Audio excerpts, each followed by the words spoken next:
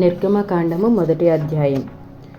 ఐగుప్తులోనికి యాకోబుతో వచ్చిన ఇశ్రాయేలీల పేరులు ఏవనగా రూబేను, షిమ్యోను, లేవి, యూదా, ఇస్సాకారు, జెబూలూను, బెన్యామీను, దాను, నఫ్తాలి, గాదు, ఆషేరు. వీరిలో ప్రతివాడును తన తన కుటుంబముతో వచ్చెను. యాకోబు గర్భమున పుట్టిన వారందరూ 70 మంది. అప్పటికి యోసేపు ఐగుప్తులో ఉండెను. యోసేపును అతని అన్నదమ్ములందరూ ఆ తరము వారందరూ చనిపోయిరి. ఇశ్రాయేలీలు బహుసంతానము గలవారై అభివృద్ధి పొంది విస్తరించి అత్యధికముగా ప్రబలిరి. వారున్న ప్రదేశము వారితో నిండియుండెను. అప్పుడు యోసేపును ఎరుగని క్రొత్త రాజు ఐగుప్తును ఏలనారంభించెను. అతడు తన జనులతో ఇట్లనెను: ఇదిగో, ఇశ్రాయేలు సంతతి అయిన ఈ జనము మనకంటే విస్తారముగాను బలిష్టముగాను ఉన్నది. వారు విస్తరింపకుండునట్లు మనము వారి ఎడల యుక్తిగా జరిగించుదము రండి. లేని ఎడల యుద్ధము కలిగినప్పుడు కూడా మన శత్రువులతో చేరి మనకు విరోధముగా యుద్ధము చేసి ఈ దేశములో నుండి వెళ్ళిపోదురేమో అనెను. కాబట్టి వారి మీద పెట్టిన భారములలో వారిని శ్రమ పెట్టుటకు వెట్టి పనులు చేయించు అధికారులను వారి మీద నియమింపగా వారు ఫరో కొరకు ధాన్యాదులను నిలువ చేయు పీతోను, రామశేషను పట్టణములను కట్టిరి. అయినను ఐగుప్తీయులు వారిని శ్రమ పెట్టిన కొలది వారు విస్తరించి ప్రబలిరి గనుక వారు ఇశ్రాయేలీల ఎడల అసహ్యపడిరి. ఇశ్రాయేలీల చేత ఐగుప్తీయులు కఠినముగా సేవ చేయించుకొనిరి. వారు ఇశ్రాయేలీల చేత చేయించుకొనిన ప్రతి పనియు కఠినముగా ఉండెను. వారు జిగటమంటి పనిలోను, ఇటుకల పనిలోను, పొలములో చేయు ప్రతి పనిలోనూ కఠిన సేవ చేయించి వారి ప్రాణములను విసిగించిరి.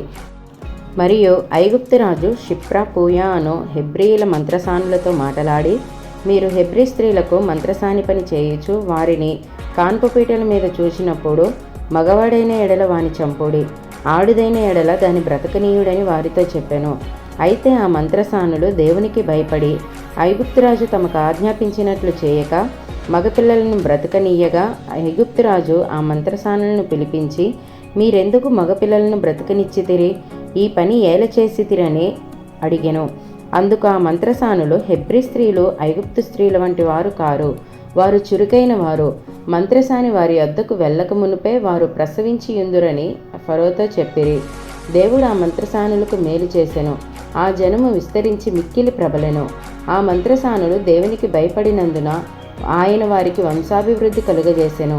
అయితే ఫరో, హెబ్రీయులలో పుట్టిన ప్రతి కుమారుని నదిలో పారవేయుడి, ప్రతి కుమార్తెను బ్రతకనీయుడి అని తన జనులందరికీ ఆజ్ఞాపించెను. నిర్గమకాండం 2వ అధ్యాయం. లేవి వంశస్థుడొకడు వెళ్ళి లేవి కుమార్తెను వివాహము చేసుకొనెను. ఆ స్త్రీ గర్భవతి అయి కుమారుని కని వాడు సుందరుడై ఉండుట చూచి 3 నెలలు వానిని దాచెను. తరువాత ఆమె వాని దాచలేక వాని కొరకు ఒక జమ్ము పెట్టె తీసుకొని దానికి జిగటమన్నును కీలును పూసి అందులో ఆ పిల్లవానిని పెట్టి ఏటి ఒడ్డున జమ్ములో దాన్ని ఉంచగా వానికేమి సంభవించునో తెలుసుకొనుటకు వాని అక్క దూరముగా నిలిచియుండెను. ఫరో కుమార్తె స్నానము చేయుటకు ఏటికి వచ్చెను. ఆమె పనికత్తెలు ఏటి ఒడ్డున నడుచుచుండగా ఆమె నాచులోని ఆ పెట్టెను చూచి తన పనికత్తెనొకతిని పంపి దానిని తెప్పించి తెరచి ఆ పిల్లవాని చూచినప్పుడు ఆ పిల్లవాడు ఏడ్చుచుండగా చూచి వాని యందు కనికరించి, వీడు హెబ్రీయుల పిల్లలలో ఒకడనెను. అప్పుడు వాని అక్క ఫరో కుమార్తెతో, నీ కొరకు ఈ పిల్లవాని పెంచుటకు నేను వెళ్ళి హెబ్రీ స్త్రీలలో ఒక దాదిని పిలుచుకుని వత్తునా అనెను. అందుకు ఫరో కుమార్తె వెళ్ళుమని చెప్పగా ఆ చిన్నది వెళ్ళి ఆ బిడ్డ తల్లిని పిలుచుకుని వచ్చెను. ఫరో కుమార్తె ఆమెతో, ఈ బిడ్డను తీసుకుని పోయి నా కొరకు వానికి పాలిచ్చి పెంచుము, నేను నీకు జీతమిచ్చేదనని చెప్పగా ఆ స్త్రీ ఆ బిడ్డను తీసుకుని పోయి పాలిచ్చి పెంచెను. ఆ బిడ్డ పెద్దవాడైన తరువాత ఆమె ఫరో కుమార్తె యొద్దకు అతన్ని తీసుకుని వచ్చెను. అతడు ఆమెకు కుమారుడాయెను. ఆమె నీటిలో నుండి ఇతని తీసి తినని చెప్పి అతనికి మోషే అని పేరు పెట్టెను. ఆ దినములలో మోషే పెద్దవాడే తన జనుల యొద్దకు పోయి వారి భారములను చూచెను. అప్పుడతడు తన జనులలో ఒక హెబ్రీని ఒక ఐగుప్తీయుడు కొట్టగా చూచెను. అతడు ఇటు అటు తిరిగి చూచి ఎవడునూ లేకపోగా ఆ ఐగుప్తీయుని చంపి ఇసుకలో వాని కప్పిపెట్టెను. మరునాడు అతడు బయట నడిచి వెళ్ళుచుండగా హెబ్రీయులైన మనుషులిద్దరూ పోట్లాడుచుండిరి. అప్పుడతడు అన్యాయము చేసిన వాని చూచి, నీవేళ నీ పొరుగువాని కొట్టుచున్నావని అడుగగా అతడు, మా మీద నిన్ను అధికారినిగాను తీర్పరినిగాను నియమించిన వాడెవడు? నీవు ఆ ఐగుప్తీయుని చంపినట్లు నన్నును చంపవలనని అనుకొనుచున్నావా అనెను. అందుకు మోషే నిశ్చయముగా ఈ సంగతి బయలుపడిననుకొని భయపడెను. ఫరో ఆ సంగతి విని మోషేను చంపచూచెను గాని మోషే ఫరో ఎదుట నుండి పారిపోయి మిద్యాను దేశంలో నిలిచిపోయి ఒక బావి యొద్ద కూర్చుండెను. మిద్యాను యాజకునికి 7 కుమార్తెలుండిరి. వారు వచ్చి తమ తండ్రి మందకు పెట్టుటకు నీళ్లు చేది తొట్లను నింపుచుండగా మందకాపరులు వచ్చి వారిని తోలివేసిరి. అప్పుడు మోషే లేచి వారికి సహాయము చేసి మందకు నీళ్లు పెట్టెను. వారు తమ తండ్రి అయిన రగూయేలునొద్దకు వచ్చినప్పుడు అతడు, నేడు మీరింత త్వరగా ఎట్లు వచ్చితిరనెను. అందుకు వారు, ఐగుప్తీయుడొకడు మందకాపరుల చేతిలో నుండి మమ్మను తప్పించి వడిగా నీళ్లు చేది మన మందకు పెట్టెననగా అతడు తన కుమార్తెలతో, అతడెక్కడా? ఆ మనుష్యుని ఏల విడిచి వచ్చితిరి? భోజనమునకు అతని పిలుచుకుని రండనెను. మోషే ఆ మనుష్యులతో నివసించుటకు సమ్మతించెను. అతడు తన కుమార్తె అయిన సిప్పోరాను మోషేకిచ్చెను. ఆమె ఒక కుమారుని కనినప్పుడు మోషే, నేను అన్యదేశంలో పరదేశినై ఉంటిననుకొని వానికి గెర్షోము అను పేరు పెట్టెను. అలాగున అనేక దినములు జరిగిన మీదట ఐగుప్తు రాజు చనిపోయెను. ఇశ్రాయేలీలు తాము చేయుచున్న వెట్టి పనులను బట్టి నిట్టూర్పులు విడుచుచు మొరపెట్టుచూ ఉండగా తమ వెట్టి పనులను బట్టి వారు పెట్టిన మొర దేవుని యొద్దకు చేరెను. కాగా దేవుడు వారి మూలుగును విని అబ్రహాము, ఇస్సాకు, యాకోబులతో తాను చేసిన నిబంధనను జ్ఞాపకము చేసుకొనెను. దేవుడు ఇశ్రాయేలును చూచెను. దేవుడు వారి యందు లక్ష్యముంచెను. నిర్గమకాండము 3వ అధ్యాయం. మోషే మిద్యాను యాజకుడైన యిత్రో అను తన మామ మందను మేపుచు ఆ మందను అరణ్యము అవతలకు తోలుకొని దేవుని పర్వతమైన హోరేబుకు వచ్చెను.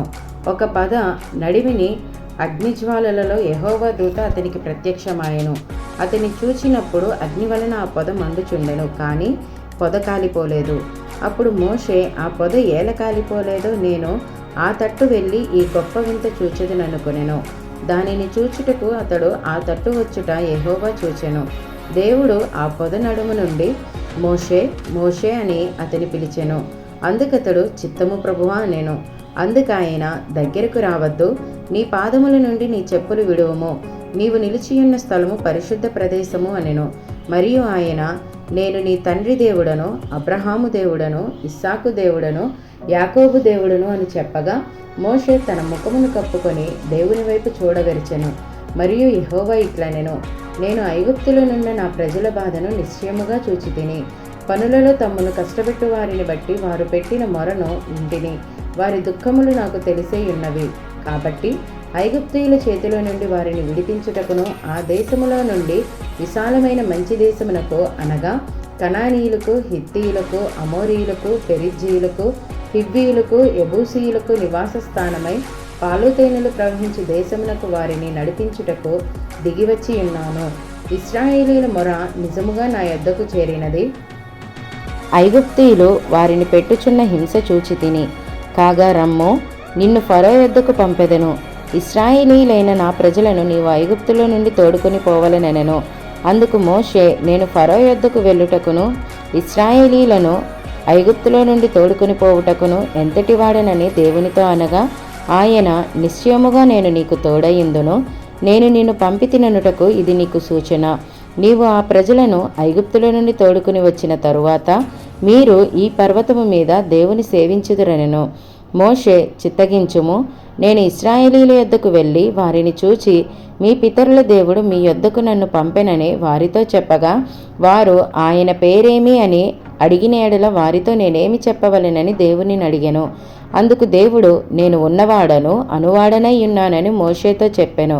మరియు ఆయన, ఉండుననువాడు మీ యొద్దకు నన్ను పంపెనని నీవు ఇశ్రాయేలీలతో చెప్పవలెననెను.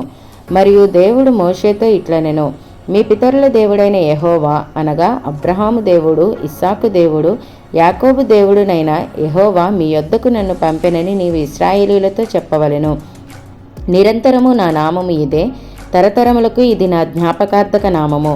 నీవు వెళ్ళి ఇశ్రాయేలీల పెద్దలను పోగు చేసి, మీ పితరుల దేవుడైన యెహోవా, అనగా అబ్రహాము, ఇస్సాకు, యాకోబుల దేవుడు నాకు ప్రత్యక్షమై ఇట్లనెను, నేను మిమ్మును ఐగుప్తులో మీకు సంభవించిన దానిని నిశ్చయముగా చూచితిని.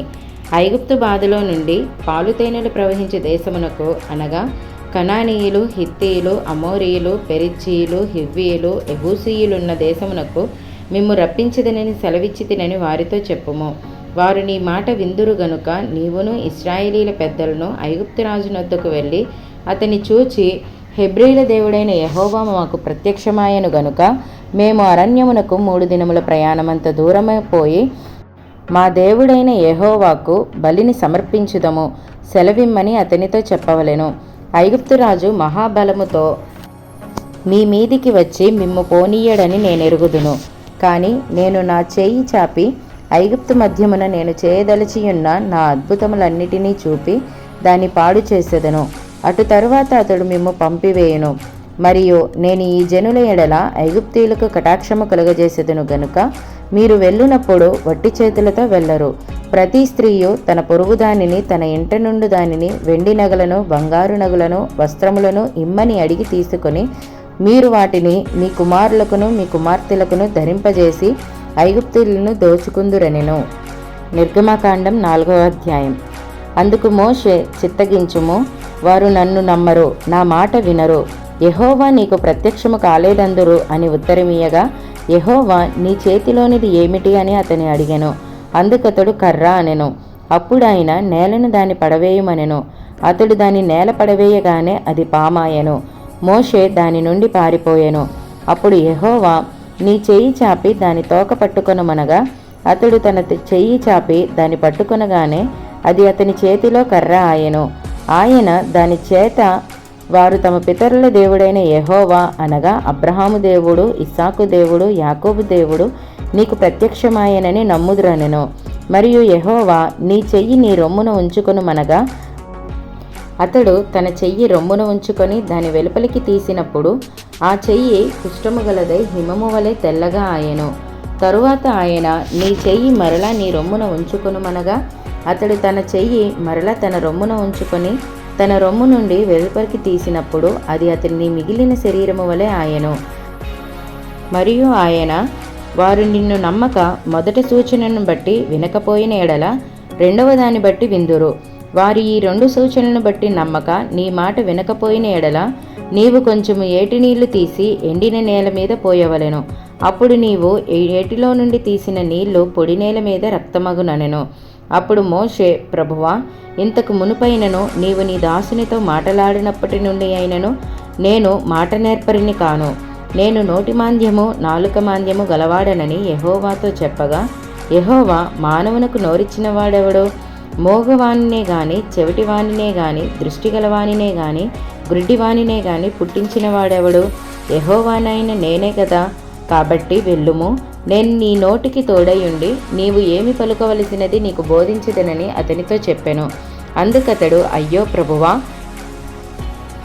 నీవు పంపదలంచిన వానినే పంపుమనగా ఆయన మోషే మీద కోపపడి, లేవీయుడగు నీ అన్నే అయిన అహరోను లేడా? అతడు బాగుగా మాటలాడగలడని నేనెరుగుదును. ఇదిగో అతడు నిన్ను ఎదుర్కొని వచ్చుచున్నాడు. అతడు నిన్ను చూచి తన హృదయమందు సంతోషించును. నీవు అతనితో మాటలాడి అతని నోటికి మాటలు అందించవలెను. నేను నీ నోటికి అతని నోటికి తోడయుండి మీరు చేయవలసిన దానిని మీకు బోధించెదను. అతడే నీకు బదులు జనులతో మాటలాడును. అతడే నీకు నోరుగా నుండును. నీవు అతనికి దేవుడుగా ఉందువు. ఈ కర్రను చేతపట్టుకొని దానితో ఆ సూచక క్రియలు చేయవలనని చెప్పెను. అటు తరువాత మోషే బయలుదేరి తన మామయ్య అయిన యిత్రో యొద్దకు తిరిగి వెళ్ళి, సెలవైన ఎడల నేను ఐగుప్తులో నున్న నా బంధువుల యొద్దకు మరలపోయి వారింకా సజీవులై ఉన్నారేమో చూచెదనని అతనితో చెప్పగా, యిత్రో క్షేమముగా వెళ్ళుమని మోషేతో అనెను. అంతటి యెహోవా, నీ ప్రాణమును వెతికిన మనుష్యులందరూ చనిపోయిరి కనుక ఐగుప్తుకు తిరిగి వెళ్ళుమని మిద్యానులో మోషేతో చెప్పగా, మోషే తన భార్యను తన కుమారులను తీసుకొని గాడిద మీద నెక్కించుకొని ఐగుప్తుకు తిరిగి వెళ్ళెను. మోషే దేవుని కర్రను తన చేత పట్టుకుని పోయెను. అప్పుడు యెహోవా మోషేతో ఇట్లనెను, నీవు ఐగుప్తునందు తిరిగి చేరిన తరువాత చేయుటకు నేను నీకిచ్చిన మహత్కార్యములన్నీయు ఫరో ఎదుట చేయవలెను సుమి. అయితే నేను అతని హృదయమును కఠినపరిచెదను, అతడు ఈ జనులను పోనీయడు. అప్పుడు నీవు ఫరోతో, ఇశ్రాయేలు నా కుమారుడు, నా జ్యేష్ఠపుత్రుడు, నన్ను సేవించినట్లు నా కుమారుని పోనిమ్మని నీకు ఆజ్ఞాపించుచున్నాను.